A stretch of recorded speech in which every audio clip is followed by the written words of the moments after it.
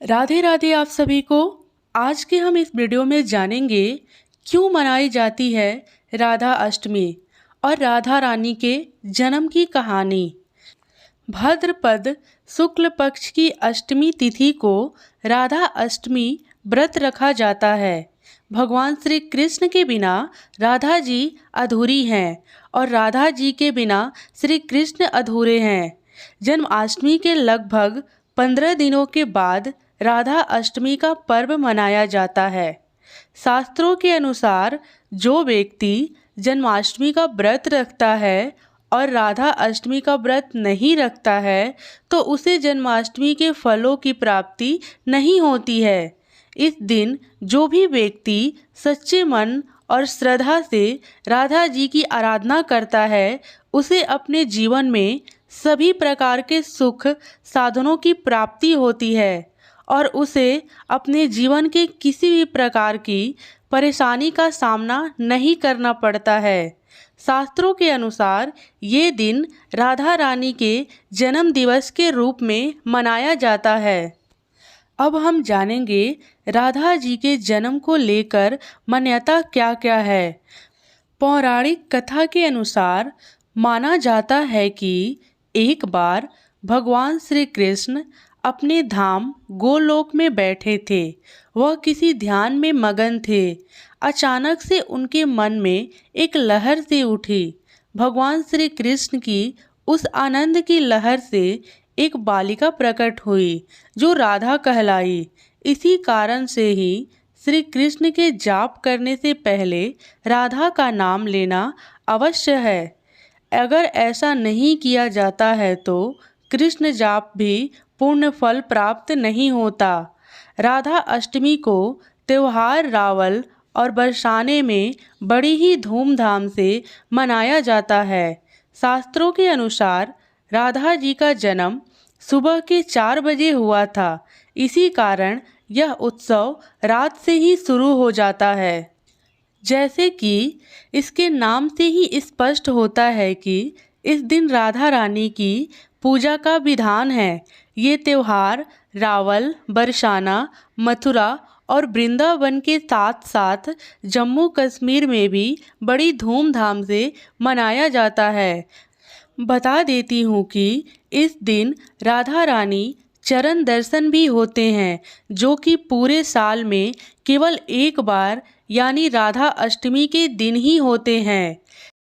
आप सभी को बता दें कि राधा अष्टमी के दिन ही माता राधा के चरण के दर्शन करना बहुत ही पुण्य का काम होता है।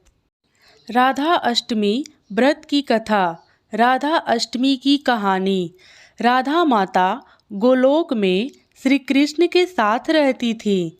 एक दफ़ा कृष्ण भगवान को गोलोक में राधा रानी कहीं नजर नहीं आई।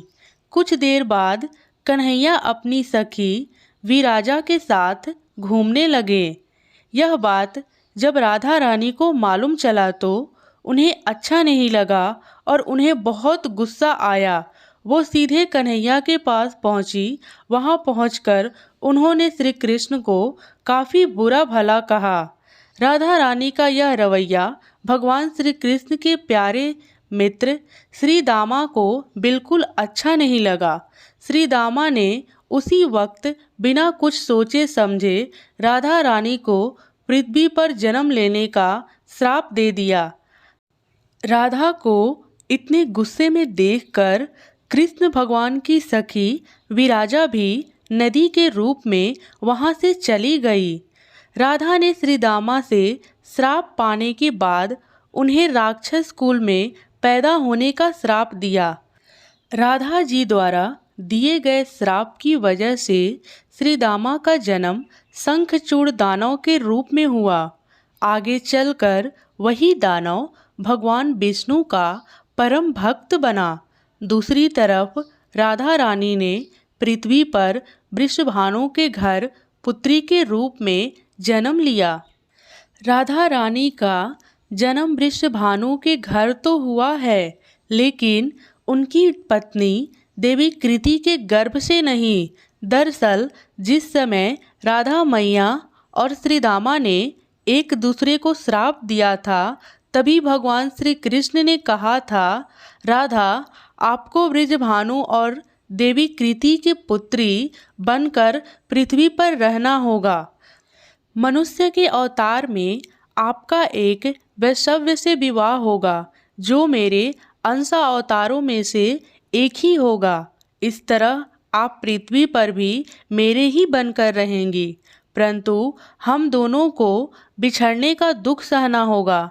इसके बाद भगवान श्री कृष्ण ने राधा जी को मनुष्य योनि के रूप में जन्म लेने के लिए तैयारी करने के लिए कह दिया।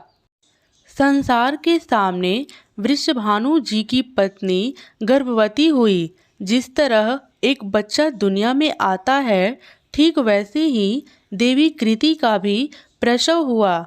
लेकिन असल में राधा माता का जन्म देवी कृति के गर्भ से नहीं हुआ था।